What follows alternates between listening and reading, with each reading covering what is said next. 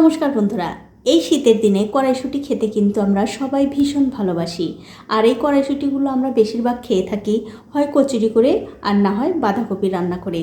তো সেই বাঁধাকপি আর কচুরি বাদ দিয়ে কড়াইশুঁটি দিয়ে যে আরও ভালো ভালো রেসিপি করা যায়, সেই রেসিপিটাই আমি আজকে আপনাদের করে দেখাবো।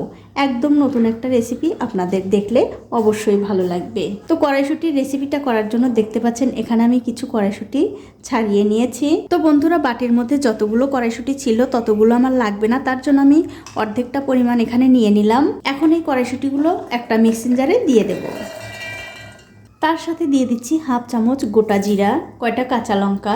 সবশেষে এর মধ্যে একটুখানি জল দিয়ে খুব ভালো করে বেটে নিতে হবে। দেখুন, কড়াইশুঁটি কিন্তু আমি খুব ভালো করে বেটে নিয়েছি। তবে বন্ধুরা, বাটার সময় কিন্তু অবশ্যই একটা কথা মাথায় রাখবেন, কড়াইশুঁটিগুলো যখন বাটবেন তখন কিন্তু খুব একটা বেশি জল দেওয়া যাবে না।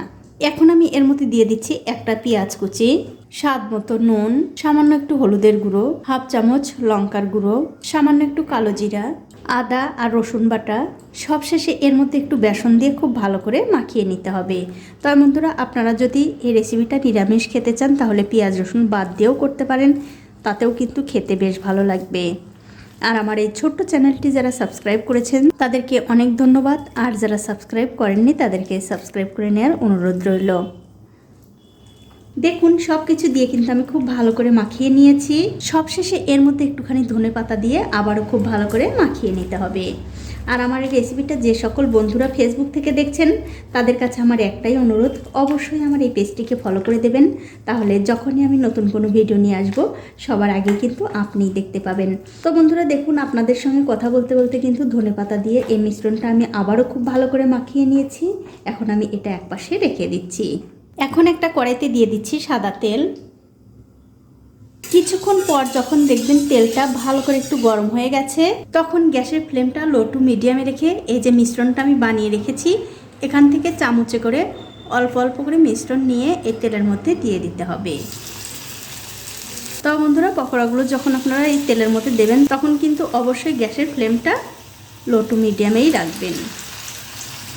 তো এই দেখুন, একসঙ্গে কিন্তু আমি অনেকগুলো দিয়ে দিলাম, তবে একসঙ্গে খুব একটা বেশিও দেওয়ার দরকার নেই, তাহলে কিন্তু একটার সঙ্গে একটা লেগে যাবে।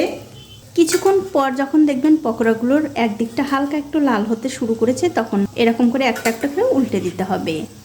তবে অবশ্যই কিন্তু বন্ধুরা উল্টানোর সময় একটু সাবধানে উল্টাবেন যাতে ভেঙে না যায়। দেখুন, সবগুলো পকোড়া কিন্তু আমি উল্টে দিলাম। এবারে উল্টে পাল্টে এই পকোড়াগুলো আরও কিছুক্ষণ ভেজে নিতে হবে। দেখুন, পকোড়াগুলো কিন্তু আমি উল্টে পাল্টে বেশ লাল লাল করে ভেজে নিয়েছি। আর বন্ধুরা, অবশ্যই কিন্তু এই পকোড়াগুলো আপনারা যেদিন ভাজবেন একটুখানি লাল লাল করে ভাজবেন, তাহলে উপরটা খেতে মুচমুচে হবে আর ভেতরটা একদম নরম তুলতুলে। আপনারা কিন্তু এই পকোড়াগুলো চায়ের সঙ্গে, ভাতের সঙ্গে, সব কিছুর সঙ্গে খেতে পারবেন, খেতে কিন্তু ভীষণ ভালো হয়। তো বন্ধুরা, পকোড়াগুলো কিন্তু ভাজা হয়ে গেছে, এগুলো আমি তুলে নিচ্ছি। আর এইভাবে পকোড়া ভেজে কিন্তু আপনারা এটা দিয়ে তরকারি রান্নাও করে খেতে পারেন, সেটাও কিন্তু খেতে বেশ ভালো লাগে। তো আমি কিন্তু সবগুলো পকোড়া তুলে নিয়েছি, আর এই একই রকমভাবে আমি এই যে বাকি যে ব্যাটার আছে সেটুকু দিয়ে পকোড়াগুলো ভেজে নেব। তো এই দেখুন বন্ধুরা, এক এক করে কিন্তু আমি সবগুলো পকোড়া ভেজে নিয়েছি। এখন আপনাদের একটা ভেঙেও দেখাচ্ছি, দেখুন কতটা সুন্দর হয়েছে।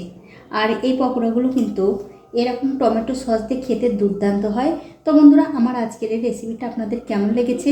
যদি ভালো লেগেই থাকে অবশ্যই একটা লাইক, কমেন্ট আর শেয়ার করতে ভুলবেন না।